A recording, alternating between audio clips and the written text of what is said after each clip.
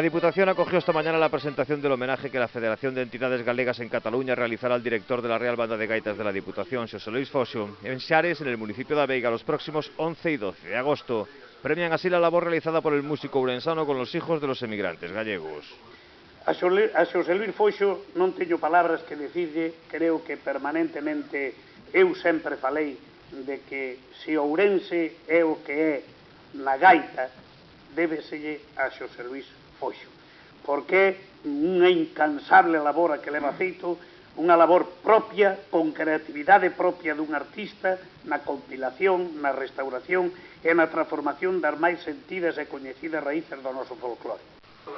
El ambiente en esta presentación ya era de gala e incluyó actuaciones musicales y la entrega de regalos conmemorativos. El homenajeado agradeció las muestras de cariño.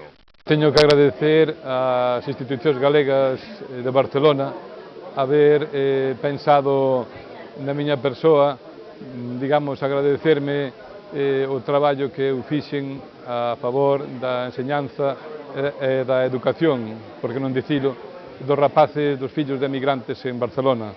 Eles quixeron reconocer ese traballo, non somente iso que fixen en Barcelona, senón tamén o que humildemente fago desde a Escola Provincial de Gaitas da Diputación de Ourense, e para min é unha honra que agradezan este traballo e que o recoñezan.